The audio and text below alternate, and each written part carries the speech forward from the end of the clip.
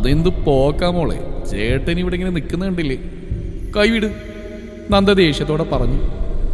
വിടാനല്ലല്ലോ ഞാൻ പിടിച്ചത്, കുറച്ചു കഴിഞ്ഞ് വിടാം. മോള് വാ, ഇവിടെ വന്നിരിക്കും. ഒരു ചെയർ ചൂണ്ടി കിഷോർ പറഞ്ഞു. അവൾ ഊക്കോടെ കൈവലിച്ച് മാറ്റി ഡോർ ഭാഗത്ത് പോയി. അത് ലോക്കായിരുന്നു.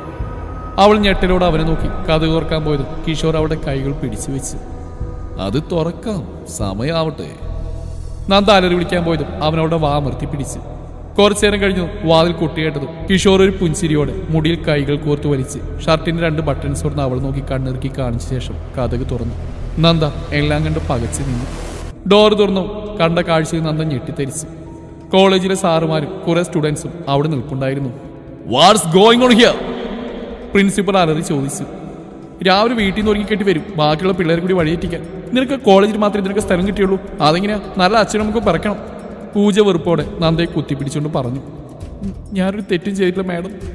പിന്നെ എങ്ങനെയാടി നീ ഇതിനകത്ത് വന്നേ? രണ്ടുപേരും അകത്ത് എന്തിരിക്കായിരുന്നു? കിഷോർ പറ. നന്ദുവിനെ എന്നെ കാണുമെന്ന് പറഞ്ഞിട്ടാ ഞാൻ ഇവിടേക്ക് വന്നു. ഞങ്ങൾ തമ്മിൽ ഇഷ്ടത്തിലാണ് മാഡം. ഹേയ് അല്ല, ചുമ്മാ പറയുക, ഇതൊന്നും സത്യമല്ല. നന്ദു കണ്ണീരോടെ പറഞ്ഞു. കൺമുമ്പിൽ കണ്ടതിനേക്കാൾ എന്ത് തെളിവ് വേണം? ഇവിടെ നിൽക്കുന്ന എല്ലാവർക്കും സത്യം മനസ്സിലായി. ക്ലാസ് ടൈമിൽ കാമുകനും കൂടി പ്രണയസല്ലാപം. കോളേജിന്റെ പേര് ചീത്തയാക്കാൻ നിന്നെപ്പോലുള്ളവർ തന്നെ ധാരാളം. പൂജ അത് പറഞ്ഞു. നന്ദ പൊട്ടിക്കരഞ്ഞു. ആരോമലിനൊന്നും വിശ്വസിക്കാൻ സാധിച്ചില്ല. Both of you come to my cabin. Principal അതും പറഞ്ഞ് തന്റെ ക്യാബിനിലേക്ക് പോയി. കിഷോറിനെയും നന്ദയും കോളേജിൽ നിന്ന് 2 ആഴ്ചത്തേക്ക് സസ്പെൻഡ് ചെയ്തു. പ്രിൻസിപ്പൽ ക്യാബിന് പുറത്തിറങ്ങിയതും പിള്ളേരുടെ എല്ലാം അർത്ഥം വെച്ചുള്ള നോട്ടം നന്ദയിൽ വല്ലാത്ത വീർപ്പുമുട്ടുകൾ സൃഷ്ടിച്ചു. ഇടറുന്ന കാലുകളാൽ അവൾ പുറത്തേക്ക് നടന്നു. നന്ദ നിൽക്കടി, അമ്മു നന്ദയുടെ തോളിലായി പിടിച്ച് പറഞ്ഞു. നന്ദ അമ്മുവിന്റെ കൈകൾ തട്ടിമാറ്റി റോഡിലേക്ക് ഇറങ്ങി. വണ്ടികൾ പാഞ്ഞു വരുന്ന റോഡിലൂടെ അവൾ നടന്നു. അമ്മു അവളുടെ പിറകിലായി പോയി. റോഡ് ക്രോസ് ചെയ്യാൻ നേരം ഒരു വണ്ടി അവൾ ഇടിക്കാനായി വന്നു. നന്ദ എന്ന് പറഞ്ഞ് അമ്മു അലറി. രക്ഷാകവചം പോലെ ഒരു കൈകൾ നന്ദയുടെ ഇടുപ്പിലൂടെ ചുറ്റിപ്പിടിച്ച് മറു സൈഡിലേക്ക് മാറ്റി നിർത്തി അവളുടെ കവിളിൽ ആഞ്ഞടിച്ചു. പെട്ടെന്ന് നന്ദ അയാളുടെ കൈയിലേക്ക് ഉഴഞ്ഞു വീണു. അമ്മു റോഡിലെ മറുവശത്ത് നോക്കിയപ്പോൾ കാണുന്നു ആരോമലിന്റെ കയ്യിൽ തളർന്നു കിടക്കുന്ന നന്ദയെയാണ്. അവൾ പെട്ടെന്ന് റോഡ് ക്രോസ് ചെയ്ത് അപ്പുറത്തേക്ക് പോയി. നന്ദ നന്ദ. ആരോമൽ നന്ദയുടെ കവിളിൽ തട്ടി വിളിച്ചെങ്കിലും അവൾ എഴുന്നേറ്റില്ല. മോളെ ഡി സർ, എന്റെ നന്ദ. അമ്മു നന്ദയെ കുലുക്കി വിളിച്ചു. അമൃത തൻ്റെ ഓട്ടോ വിളിക്കും പെട്ടെന്ന്. ആ. അമൃത പെട്ടെന്ന് അതുവഴി പോയൊരു ഓട്ടോ കൈ കാണിച്ചു. ആരോമൽ നന്ദയെ കൈകൾ കോരിയെടുത്ത് വണ്ടിയിലേക്ക് കയറി. അമ്മുവും കയറിയതും ഓട്ടോ അടുത്തുള്ള AV ഹോസ്പിറ്റലിലേക്ക് പോയി. അമ്മു ഓട്ടോയിൽ നിന്നിറങ്ങിയതും ആരോമൽ നന്ദയെ കൈകളിലെടുത്ത് ആശുപത്രിയിലേക്ക് കയറി. പെട്ടെന്ന് അവൾ കാഷ്വാലിറ്റിയിലേക്ക് കൊണ്ടുപോയി. ഡ്യൂട്ടി ഡോക്ടർ അവളെ പരിശോധിച്ചു. അമ്മു ആരോമലും ടെൻഷനോടെ കോറിഡോറിലായി നിന്നു. ഡോക്ടർ, നന്ദയ്ക്ക് എങ്ങനെയുണ്ട്? ഡോക്ടർ പുറത്തിറങ്ങിയതും ആരോമൽ ചോദിച്ചു. കുട്ടിക്ക് BP കുറഞ്ഞതാ, ട്രിപ്പ് ഇട്ടിട്ടുണ്ട്. ആ കുട്ടിയുടെ ശരീരമാകെ വീക്കാണല്ലോ, ഒന്നും കഴിക്കില്ലേ? എന്തായാലും എഴുന്നേൽക്കുമ്പോൾ നല്ലപോലെ ആഹാരം കൊടുക്കണം. അതും പറഞ്ഞ് ഡോക്ടർ പോയി. ഡോക്ടർ പോയതും രണ്ടുപേരും അകത്തേക്ക് കയറി. നന്ദയെ കണ്ടു. അവളുടെ വാടിത്തളർന്ന മുഖം കണ്ടതും ആരോമലിന്റെ നെഞ്ചിലായി ഒരു നീറ്റൽ തോന്നി. അമ്മു പോയി ബെഡിനടുത്തായിട്ടുള്ള കസേരയിലേക്ക് ഇരുന്നു. നന്ദയുടെ തലയിലായി തലോടി. ഞാൻ ക്യാൻറ്റീനിൽ പോയി ഫുഡ് വാങ്ങി വരാം, ആരോമൽ പറഞ്ഞതും അമ്മു തലയാട്ടി കാണിച്ചു. സിസ്റ്റർ, ഈ മരുന്ന് തന്നെ കണ്ടിന്യൂ ചെയ്താൽ മതി. കൂടെയുള്ള നേഴ്സിനെ നോക്കി ആദ്യം പറഞ്ഞു. നേരെ നോക്കിയതും കാണുന്നത് ഒരു റൂമിലേക്ക് കയറിപ്പോകുന്ന ആരോമലിനെയാണ്. ആരോമലല്ലേ അത്? ഇന്ന് ഇയാൾ കോളേജിൽ വന്നാണല്ലോ, പിന്നെന്താ ഇവിടെ? അതും ആലോചിച്ച് ആദ്യം കൂടെയുള്ള നേഴ്സിനെ പറഞ്ഞു വിട്ടു. ആരോമൽ കയറിപ്പോയ റൂമിലേക്ക് നോക്കി. അവിടെ കട്ടിലിൽ ട്രിപ്പ് ഇട്ടെടുത്തിരിക്കുന്ന നന്ദയെ കണ്ടതും അവൻ ഞെട്ടി. ദേവ, അവൾക്ക് എന്തു പറ്റി? അപ്പോഴാണ് നേഴ്സ് അതുവഴി പാസ് ചെയ്ത്. ലിലി സിസ്റ്ററെ, ആ കട്ടിക്കിടുന്ന കുട്ടിക്ക് എന്ത് പറ്റിയതാ? BP ലോ ആയതാ ഡോക്ടർ. ഡോക്ടർക്ക് അറിയുന്ന കുട്ടിയാണോ? അറിയാം. ആ കുട്ടി ആഹാരമൊന്നും കഴിക്കില്ലെന്ന് തോന്നുന്നു, ബോഡി ആകെ വീക്കാണ്. അതിനാദ്യം ഒന്ന് അമർത്തിമൂലം അവരെ പറഞ്ഞു വിട്ടു. അവൻ മാസ്ക് എടുത്തിട്ട് നന്ദ കിടക്കുന്ന റൂമിലേക്ക് കയറി. എഴുന്നേറ്റില്ല അല്ലേ? ഇല്ല ഡോക്ടർ. ആദ്യം അവളുടെ പൾസ് പരിശോധിച്ച് നോക്കി. അവളുടെ കവിളിലായി നോക്കിയതും അടികൊണ്ട് ചുമന്നിടക്കുന്ന പാടേണ്ടതും ആദ്യം ദേഷ്യം കൊണ്ട് വിറച്ച്. റൂമിൽ ആളുകൾ നിൽക്കുന്നതുകൊണ്ട് അവൻ ദേഷ്യം നിയന്ത്രിച്ച് നിന്നു. എഴുന്നേൽക്കുമ്പോൾ അറിയിക്കണം. ശരി ഡോക്ടർ. ആദ്യം നന്ദയെ ഒന്നുകൂടി നോക്കി പുറത്തേക്ക് പോയി. ആദ്യം പോക്കറ്റിൽ നിന്ന് തന്നെ ഫോൺ എടുത്ത് നോക്കിയപ്പോഴാണ് ഒരു നമ്പറിൽ നിന്ന് കുറേ മിസ് കോൾ കിടക്കുന്ന കണ്ടത്. സൈലന്റ് ആയതിനാൽ അവൻ കോൾ കണ്ടില്ല. അവൻ പെട്ടെന്ന് ആ നമ്പറിലേക്ക് തിരിച്ചു വിളിച്ചു. ഹലോ സർ, ഞാൻ സാറിന് എത്രയേറെ ട്രൈ ചെയ്യുന്നു. ദേവനന്ദ മാഡത്തിന് കോളേജിൽ നിന്ന് സസ്പെൻഡ് ചെയ്തു. കോളേജിലെ നന്ദയുടെ കാര്യങ്ങളെല്ലാം അറിയിക്കാൻ വേണ്ടി ആദ്യം ഒരു സ്റ്റാഫിനെ നിയമിച്ചിട്ടുണ്ട്. സസ്പെൻഷനോ? എന്തിന്? ആദ്യം ഞെട്ടലോടെ ചോദിച്ചു. മറുവശത്തുള്ള ആൾ കോളേജിലുണ്ടായ സംഭവങ്ങളെല്ലാം വിശദമായി പറഞ്ഞു കൊടുത്തു. എല്ലാം കേൾക്കെ ആദ്യം ദേഷ്യം കൊണ്ട് വിറച്ചു. ദേവയെ ആരെങ്കിലും തല്ലിയോ? അയാൾ പറഞ്ഞിരുന്നു ആദ്യം ചോദിച്ചു. ഇല്ല സർ, മേഡത്താരും തല്ലിയില്ല. അതിന് ആദ്യം ഒന്ന് അമർത്തി മൂളി. ഇന്നത്തെ CCTV വിഷ്വൽസ് എല്ലാം ഉടൻ തന്നെ എൻ്റെ ഗൂഗിൾ ഡ്രൈവിലേക്ക് ഷെയർ ചെയ്യണം. Okay sir. ഫോൺ വെച്ചതും ആദ്യം ദേഷ്യത്തോടെ മുഷ്ടിയുരുട്ടി ഭിത്തിയിലേക്ക് ആഞ്ഞിടിച്ചു. കട്ടിലിൽ തളർന്നിടക്കുന്ന ദേവയുടെ മുഖം മനസ്സിലേക്ക് വന്നു. അവൻ്റെ ഞരമ്പുകൾ വലിഞ്ഞു മുറുകി. പൂജാൻ കിഷോർ. അവൻ്റെ ചുണ്ടുകൾക്കിടയിൽ ആ പേരുകൾ ഞെരിഞ്ഞമർന്നു. രാവിലെ പൂജയെ തന്റെ ക്യാബിലേക്ക് വിളിച്ച സംഭവം ആദ്യം ഓർത്തു. എന്താ ആദ്യേട്ടാ, എന്തിനു വിളിച്ചേ? ഒരു പുഞ്ചിരിയോടെ ആദ്യയുടെ ക്യാബിലേക്ക് കയറി വന്ന് പൂജ ചോദിച്ചു. കോളേജ് MDയുടെ ക്യാബിലേക്ക് കയറി വരുമ്പോൾ കാണിക്കേണ്ട സാമാന്യ മര്യാദയൊന്നും പൂജക്കറിയില്ലേ? ഇവിടെ ഞാൻ ആരുടെ ഏട്ടനല്ല, AV കോളേജ് MD ആണിപ്പോൾ. So call me sir. Do you understand? Yes sir. അവൻ്റെ ഗൗരവത്തോടെയുള്ള ചോദ്യം കേട്ടത് പൂജ പേടിച്ച് മറുപടി നൽകി. ദേവനന്ദയെ പുറത്തെടുത്തി എന്തിനാ? കോളേജിൽ ഒരു പെൺകുട്ടിയോർത്ത് സാറെന്തിനാ ഇങ്ങനെ പറയിടാവുന്നേ? ഞാൻ ചോദിച്ചതിന് ഉത്തരം മാറി ചോദ്യം ചോദിക്കാറില്ല. Answer me. എന്തിന് ദേവനന്ദയെ പുറത്തെടുത്തി? അത് അവൾ ലേറ്റായി വന്നിട്ടാ. അരമണിക്കൂർ അവൾ ലേറ്റായി. ഓക്കെ, സമ്മതിച്ചു. ദേവനന്ദ വരുന്നതിന് 5 മിനിറ്റ് മുന്നേ ലേറ്റായി എന്ന കുട്ടിയെ മിസ് ക്ലാസ് കയറ്റിയല്ലോ, അതെന്തുകൊണ്ടാ? റിവോൾവിംഗ് ചെയറിലേക്ക് ചാരിയെന്ന് ആദ്യം ചോദിച്ചു. അത് ദേവനന്ദ ഇന്ന് ലേറ്റായിട്ടാണ് വരുന്നത്.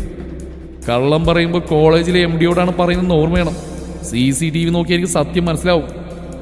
ദേവനന്ദ ക്ലാസ്സിലൊന്നും ശ്രദ്ധിക്കാറില്ല, അതുകൊണ്ടാണ് പുറത്ത് നിർത്തിയത്. പെട്ടെന്ന് പൂജ പറഞ്ഞു. അതിനൊരു പൊട്ടിച്ചിരിയായിരുന്നു ആദ്യയുടെ മറുപടി. കള്ളം പറയുമ്പോൾ വിശ്വസിക്കാൻ പറ്റുന്ന രീതിയിലെങ്കിലും പറയണം, ഇല്ലെങ്കിൽ പറയാൻ നിൽക്കരുത്. +2 ഫുൾ A+ വാങ്ങിയ കുട്ടി. പൂജ മിസ് ഒഴികെ ബാക്കിയുള്ള എല്ലാവർക്കും അവളെക്കുറിച്ച് നല്ല അഭിപ്രായം മാത്രം. പിന്നെ നിനക്ക് ദേവനന്ദയുള്ള വെറുപ്പിന്റെ പിന്നിലുള്ള കാരണം വേറെ ഒന്നാ. ആദിദേവിന്റെ പ്രണയിനിയാണ് ദേവനന്ദ അറിഞ്ഞുകൊണ്ടല്ലേ നിന്റെ ഈ പ്രഹസനമൊക്കെ? അവൻ ചെയറിൽ നിന്ന് എഴുന്നേറ്റ് അവിടെ മുമ്പിലേ വന്നിന്ന് ചോദിച്ചു. ആദ്യം അങ്ങനെ ചോദിച്ചു പൂജ എന്തു പറയുന്നറിയാതെ പതറിപ്പോയി. ആദ്യം പെട്ടെന്ന് അവളുടെ കവിളിലേക്ക് ആഞ്ഞടിച്ചു. തറയിലേക്ക് വീഴാൻ പോയി അവളുടെ മുടിയിൽ പിടിമുറിക്കാവും പിടിച്ചു. മര്യാദയ്ക്ക് എൻ്റെ പെണ്ണിനെ അകത്ത് കയറ്റിക്കോണം. ആദ്യ താക്കിയതോടെ പറഞ്ഞു. പൂജ പെട്ടെന്ന് തലയാട്ടി കാണിച്ചു. വേദന കൊണ്ട് അവളുടെ കവിൾ നീറിപ്പോയി. പെട്ടെന്ന് ആദ്യയുടെ ഫോൺ റിങ് ചെയ്തു. ആദ്യം ഫോൺ എടുത്ത് നോക്കി. ഹോസ്പിറ്റലിൽ നിന്നൊരു അർജന്റ് കേസായിരുന്നു. അവൻ പെട്ടെന്ന് തന്നെ അവിടുന്ന് പുറത്തേക്ക് പോയി. പൂജ പകേരുന്ന കണ്ണുകളാൽ അവനെ നോക്കി. ഫോണിൽ വന്ന നോട്ടിഫിക്കേഷൻ ട്യൂൺ കേട്ട് ആദ്യം ഫോണിലേക്ക് നോക്കി. CCTV ഫുട്ടേജ് ഷെയർ ചെയ്തിരിക്കുന്നു. അവൻ പെട്ടെന്ന് അത് ഓപ്പൺ ചെയ്തു. അതിൽ വിഷ്വൽസിലൂടെ കണ്ണോടിച്ചു. എല്ലാം കണ്ടു കഴിഞ്ഞ് അവൻ ഫോണെടുത്ത് അയാളെ വിളിച്ചു. നാളെ ഒരു മീറ്റിംഗ് കോളേജ് ഓഡിറ്റോറിയത്തിൽ അറേഞ്ച് ചെയ്യണം. സ്റ്റാഫ്, സ്റ്റുഡൻസ്, ടീച്ചേഴ്സ് എല്ലാവരും ഉണ്ടായിരിക്കണം. ഇന്ന് സസ്പെൻഡ് ചെയ്ത കുട്ടികളും. Okay sir. ഫോൺ കട്ട് ചെയ്തു. ആദ്യം വേറെ നമ്മൾ ഡയൽ ചെയ്ത് ചെവിയിലേക്ക് വെച്ച്. Kishore, first year MCOM student, AV college. എവിടെയാണെങ്കിലും അവനെ പൊക്കിയിരിക്കണം. Okay sir. അതും പറഞ്ഞ് മറുവശത്തുള്ള ഫോൺ കട്ടാക്കി. ആദ്യം ഫോൺ കട്ട് ചെയ്ത് നന്ദ കിടക്കുന്ന റൂമിലേക്ക് പോയി. ആരോമലിന്റെ നോട്ടം അവളിലേക്ക് പാറി വീഴുന്നേണ്ടത് ആദ്യം മുഷ്ടി ചുരുട്ടി പിടിച്ചു. ആദ്യം മാറിയെന്നൊരു നമ്പറിലേക്ക് വിളിച്ച് എന്തോ പറഞ്ഞു. കുറച്ചു നേരത്തിന് ശേഷം ആരോമലിന്റെ ഫോൺ റിങ് ചെയ്തു. അമൃത, കോളേജിൽ നിന്ന് വിളിച്ചത്. എന്തോ സ്റ്റാഫ് മീറ്റിംഗ് ഉണ്ടെന്ന്. താനിവിടെ കാണില്ലേ? ഞാൻ പോയിട്ട് വരാം. ഞാൻ നിന്നോളാം സാർ. തൻ്റെ കൂട്ടുകാരി എഴുന്നേൽക്കുമ്പോൾ എന്നെ ഒന്ന് വിളിക്കണം. ഞാൻ അന്നേരത്തെ ദേഷ്യത്തിന് തള്ളിപ്പോയതാ. എങ്ങും നോക്കാതെ റോഡ് ക്രോസ് ചെയ്യുന്ന കണ്ടപ്പോൾ എന്തെങ്കിലും പറ്റിയെന്നെങ്കിലോ? അപ്പോൾ ഒന്ന് ദേഷ്യത്തിന് പുറത്ത് അടിച്ചു പോയതാ. പുറത്ത് നിന്നെല്ലാം കേട്ടുകൊണ്ടെന്ന ആദ്യയുടെ നെഞ്ചിരിപ്പ് ഒരു നിമിഷം നിശ്ചലമായി. എൻ്റെ ദേവ. ആദ്യ കണ്ണുകൾ മുറുകെ അടച്ച് ഭിത്തിയിലേക്ക് ചാരി നിന്നു. അവൾ ആകെ തളർന്നുപോയി സാർ. അത്രയ്ക്കുള്ള സംഭവങ്ങളല്ലേ ഇന്ന് കോളേജിൽ നടന്നു. സാറെങ്കിലും വിശ്വസിക്കണം, എൻ്റെ നന്ദ ഒരു തെറ്റും ചെയ്തിട്ടില്ല. ഒരിക്കലും ഞാൻ നന്ദയെ അവിശ്വസിച്ചിട്ടില്ല അമൃത. പെട്ടെന്ന് ആരോമലിന്റെ ഫോൺ റിങ് ചെയ്തു. ശരിടോ, എന്തെങ്കിലും ആവശ്യമുണ്ടെങ്കിൽ വിളിക്കണേ. കോളേജിൽ നിന്നോ? ഞാൻ പോയിട്ട് വരാം. ഇതാ ഇത് വെച്ചോളൂ. അതും പറഞ്ഞ് ആരോമൽ പേഴ്സെടുത്ത് കുറച്ച് കാശ് അമ്മുവിൻ്റെ കയ്യിലായി ഏൽപ്പിച്ചു. ആരോമൽ പോയി കുറച്ചു നേരം കഴിഞ്ഞ് ഒരു നേഴ്സ് വന്നൊരു പേപ്പർ അമ്മുവിൻ്റെ കയ്യിലായി കൊടുത്തു. ഫാർമസി പോയി മെഡിസിൻ വാങ്ങണം. അതും പറഞ്ഞ് നേഴ്സ് പുറത്തേക്ക് പോയി. അമ്മു മെഡിസിൻ വാങ്ങാനായി ഫാർമസിയിലേക്ക് പോയി. അമ്മു പോയതും ആദ്യം അകത്തേക്ക് കയറി ഡോർ ചാരി നന്ദി കിടക്കുന്ന ബെഡിലായി ഇരുന്നു. അടികൊണ്ട് ചുമന്ന് കിടക്കുന്ന പാടിലൂടെ അവൻ വിരലുകൾ ഓടിച്ചു. അവൻ കുനിഞ്ഞു വന്ന് ആ പാടിൽ അമർത്തി ചുംബിച്ചു. ഞാനൊരു തെറ്റ് ചെയ്തിട്ടില്ല. നന്ദ എന്തോ പറയുന്നതായി കേട്ടത് അവൻ ചെവി അവളുടെ ചുണ്ടോട് അടുപ്പിച്ചു. ഞാനൊന്നും ചെയ്തില്ല. മയക്കലിൽ കിടന്ന് നന്ദ പിറുപിറുക്കുന്ന കേട്ടത് ആദ്യം നന്ദയുടെ തലയിലായി തലോടി. ഇല്ല, എൻ്റെ കുഞ്ഞൊരു തെറ്റും ചെയ്തിട്ടില്ല. അവിടെ ചെവിയിലായി അവൻ മന്ത്രിച്ചു. ശേഷം അവിടെ അമർത്തി ചുംബിച്ചു. ആദ്യം അവളെ നെഞ്ചോട് ചേർത്ത് പിടിച്ച് കിടന്നു. അവിടെ നെറ്റിലായി നുകർന്ന് കണ്ണുകൾ അടച്ചു. കുറച്ചു നേരം കഴിഞ്ഞ് ഫോൺ വൈബ്രേറ്റ് ചെയ്യുന്നറിഞ്ഞ് അവൻ ഫോൺ എടുത്ത് നോക്കി. സർ, അമ്മു റൂമിലേക്ക് വരുന്നുണ്ട്. ആദ്യം ഫോൺ എടുത്ത് തന്നെ മറുവശത്തുള്ള പറഞ്ഞു. ഓക്കെ. അവൻ നന്ദയെ പതിയെ കട്ടിലേക്ക് ചായച്ച് കിടത്തി. കുനിഞ്ഞു വന്ന് അവളുടെ ചുണ്ടിലായി അമർത്തി ചുംബിച്ചു. എൻ്റെ മോളുടെ നിരപരാധിത്വം ഞാൻ നാളെ തെളിയിച്ചിരിക്കും. അവൻ അവിടെ ചെവിയിലായി മന്ത്രിച്ചു. നെറ്റിയിൽ അമർത്തി ചുംബിച്ച് അവളെ നോക്കി അവിടുന്ന് പോയി. നന്ദ മയക്കമിട്ട് എഴുന്നേറ്റത് താൻ എവിടെയാണ് കിടക്കുന്ന ആൾക്ക് മനസ്സിലായില്ല. കയ്യിൽ ചെറിയ വേദന തോന്നി നോക്കിയപ്പോൾ ട്രിപ്പിട്ടേക്കെന്ന് കണ്ടു. അവളുടെ ഓർമ്മയിലേക്ക് ഇന്ന് കോളേജിൽ നടന്ന സംഭവങ്ങൾ കടന്നു വന്നു. അത് ഓർക്കും തോറും നന്ദ വിങ്ങിപ്പൊട്ടി. സൈഡിലായി ഒരു ചെയറിൽ ചാരിയിരുന്ന് ചെറുമയക്കത്തിലേക്ക് പോയ അമ്മു നന്ദയുടെ കരച്ചിൽ ശബ്ദം കേട്ട് ഉണർന്നു. എന്താ എന്താ മോളെ, എന്തു പറ്റി? അമ്മു ആകുലതയോട് ചോദിച്ചു. അമ്മു, ഞാനൊരു തെറ്റും ചെയ്തിട്ടില്ല. എനിക്കറിയാം മോളെ, നന്ദയുടെ തലയിലായി തലോടി അമ്മു പറഞ്ഞു. നീ അതൊന്നും ഓർക്കാതെ വാ, ആഹാരം കഴിക്കും. നിനക്ക് നല്ല ക്ഷീണമുണ്ടെന്നാണ് ഡോക്ടർ പറഞ്ഞു. നീ രാവിലെ ഒന്നും കഴിച്ചില്ലേ? അമ്മ രൂക്ഷമായി നന്ദയെ നോക്കി ചോദിച്ചു. അതിന് നന്ദ തല താഴ്ത്തിയിരുന്നു. അപ്പോഴവിടെ കവിളിലൂടെ കണ്ണുനീർ ഒഴിച്ചിറങ്ങി. അച്ഛനെ ഞാൻ കാണുമ്പോൾ പറഞ്ഞു കൊടുക്കുന്നുണ്ട്, ആഹാരം ഒന്നും കഴിക്കാതെ മോള് നടക്കുന്നു, അച്ഛൻ കൂടി അറിയട്ടെ. അതും പറഞ്ഞ് അമ്മു ആഹാരം കയ്യിലായി എടുത്ത് നന്ദയുടെ നേർക്ക് നീട്ടി. എനിക്ക് വേണ്ട അമ്മു, വിശപ്പില്ല. ഇതൊരു വീക്ക് വെച്ചിട്ട് ഞാൻ കഴിക്കടി. അമ്മോൾക്ക് വാരി നൽകിയതും നന്ദ അത് കഴിച്ച്. ആഹാരത്തിന് മുമ്പിൽ നിന്ന് ഇങ്ങനെ കരയാതെ നന്ദയുടെ കവിളിലെ കണ്ണുനീർ തുടച്ചു നീക്കി അമ്മു പറഞ്ഞു. എനിക്ക് വേണ്ടടി, മതി. അടുത്തുള്ള അമ്മു വായിലേക്ക് വെക്കാൻ പോയതും അവിടെ കൈമാറ്റി നന്ദ പറഞ്ഞു. നീ അതിനൊന്നും കഴിച്ചില്ലല്ലോ. മതിയായിട്ടാടി, വേണ്ട, വാ നമുക്ക് പോവാം. ട്രിപ്പ് തീരട്ടെ, കുറച്ചും കൂടി ഉണ്ട്. അതിന് നന്ദ ഒന്ന് മൂളി കുറച്ച് വെള്ളം കുടിച്ച് ബെഡിലേക്ക് കിടന്നു. ട്രിപ്പ് തീർന്നും അമ്മു പോയി നഴ്സിനെ കൂട്ടിക്കൊണ്ടുവന്നു. ഡോക്ടർ ഇപ്പോൾ വരും, ഡോക്ടറെ കണ്ടുകഴിഞ്ഞിട്ട് പോവാം. അതും പറഞ്ഞ് അവർ സൂചി ഊരി മാറ്റി. Okay sister. സിസ്റ്റർ പോയതും അമ്മുവിൻ്റെ ഫോണിലേക്ക് ഒരു കോൾ വന്നു. അവൾ ഫോണെടുത്ത് പുറത്തേക്ക് പോയി. നന്ദ കണ്ണുകളടച്ച് കിടന്നു. അവളുടെ അടഞ്ഞ കൺപോളകൾക്കിടയിലൂടെ കണ്ണുനീർ ഒലിച്ചിറങ്ങി. കോളേജിലെ സംഭവം ഓർക്കുന്തോറും അവൾ കണ്ണുകൾ മുറുകെ അടച്ചു. അപ്പോഴാണ് ആദ്യം അവിടേക്ക് വന്നത്. എന്താ ദേവനെന്താ, എന്തെങ്കിലും പ്രോബ്ലം ഉണ്ടോ? പെട്ടെന്ന് ഡോക്ടറെ ശബ്ദം കേട്ടത് അവൾ കണ്ണുനീർ തുടച്ച് നീക്കി അവർ നോക്കിയില്ലേന്ന് തലയാട്ടി. പ്രോബ്ലം ഒന്നുമില്ലാതെ ചുമ്മാ ആരെങ്കിലും അറിയോ? ഒന്നുമില്ല ഡോക്ടർ. അച്ഛനിപ്പോൾ എങ്ങനെയുണ്ട്, ഓക്കെ അല്ലേ? അതെ ഡോക്ടർ. അവനൊന്ന് മൂളി അവിടെ കണ്ണുപിടിച്ച് നോക്കിയ ശേഷം പൾസ് റേറ്റ് നോക്കി. കൂടെ വന്ന നേഴ്സ് അവിടെ BP ചെക്ക് ചെയ്തു. ഞാൻ കുറച്ച് വിറ്റാമിൻ ടാബ്ലറ്റ്സ് എഴുതുന്നുണ്ട്, ദിവസം ഓരോന്ന് കഴിക്കണം. പേപ്പർ എടുത്ത് എഴുതുന്നതിനിടയിൽ ആദ്യം പറഞ്ഞു. BP നോർമൽ അല്ലേ? അതെ ഡോക്ടർ. ആദ്യം നേഴ്സിനോടായി ചോദിച്ചു. അവർ മറുപടി നൽകി. ഭക്ഷണമൊന്നും താൻ നല്ല രീതിയിൽ കഴിക്കില്ല അല്ലേ? ആദ്യം നന്ദയെ നോക്കി ചോദിച്ചു. കഴിക്കാറുണ്ട്, അത് കാണാനുണ്ട് ശരീരത്ത്.